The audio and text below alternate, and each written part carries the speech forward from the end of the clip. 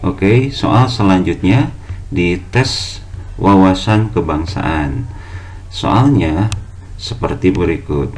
Undang-undang yang mengatur tentang pertahanan negara adalah Undang-Undang Nomor, ya.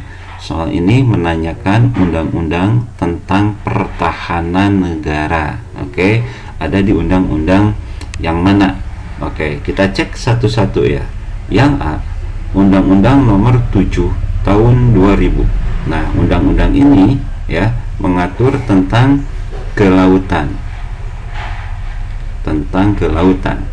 Yang B, Undang-Undang Nomor 2 Tahun 2001. Undang-undang ini ya berisi tentang pembentukan kota Lok Sumawe. Oke, ya. Sedangkan yang C, Undang-Undang Nomor 3 Tahun 2002 berisi tentang pertahanan negara.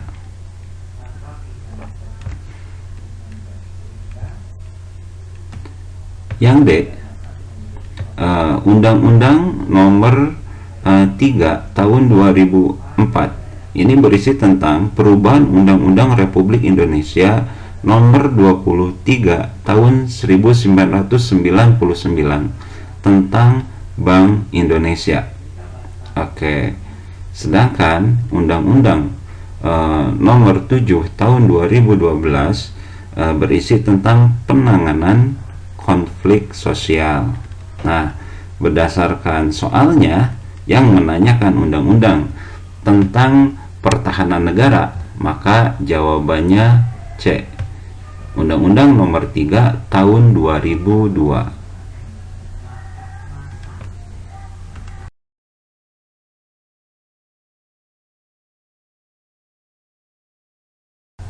Oke, kembali lagi membahas tes wawasan kebangsaan. Di soal kali ini kita akan membahas tentang konsep integritas. Konsep integritas diklasifikasikan menjadi 3 dimensi, yaitu, nah, kita bahas dulu konsep integritas itu apa, yaitu konsep integritas adalah salah satu penentu keberadaban dan kehebatan suatu bangsa. Jadi ini sangat berkaitan dengan kehebatan dan keberadaban suatu bangsa. Nah, memiliki 3 dimensi, yaitu kejujuran, konsistensi, dan keberanian. Sehingga jawaban untuk soal ini adalah A. Oke, sampai ketemu di pembahasan soal selanjutnya.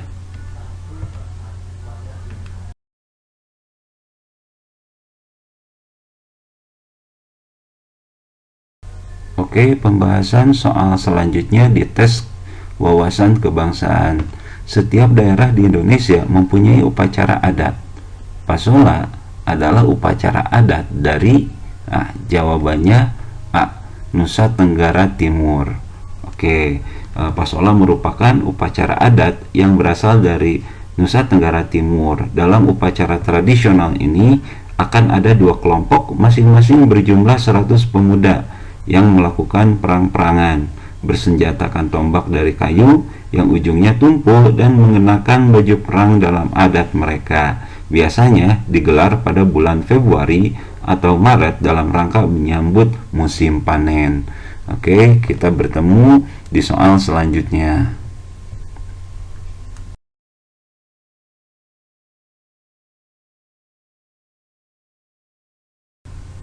Oke, bertemu lagi di soal selanjutnya dalam tes wawasan kebangsaan.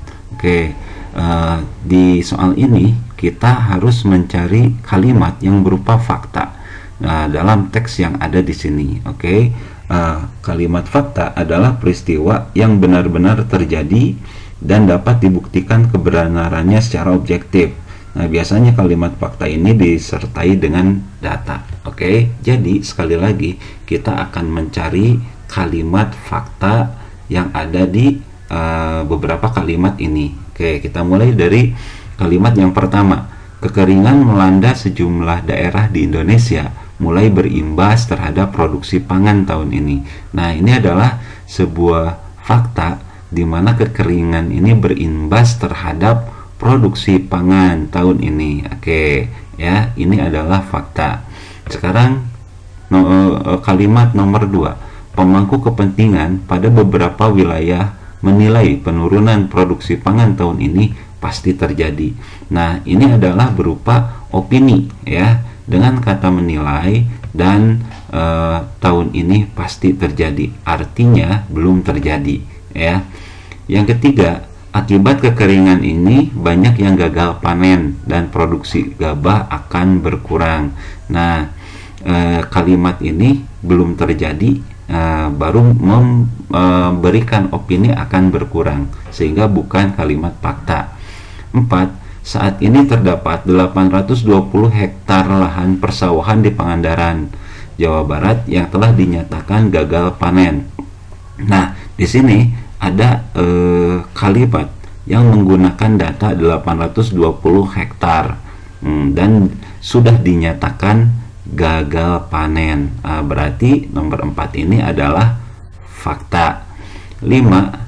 Hal ini akan mengakibatkan banyak petani mengalami kerugian tidak sedikit. Nah, ini nomor 5 juga, hal ini belum terjadi, sehingga dimasukkan ke kalimat opini, bukan kalimat fakta. Sehingga kalimat yang berupa fakta dalam teks tersebut terdapat dalam nomor 1 dan 4. Jawabannya B.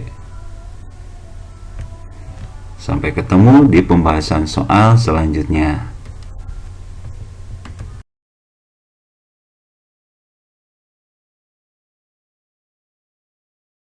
Oke, bertemu lagi di pembahasan soal selanjutnya di tes wawasan kebangsaan. Kita cek soalnya.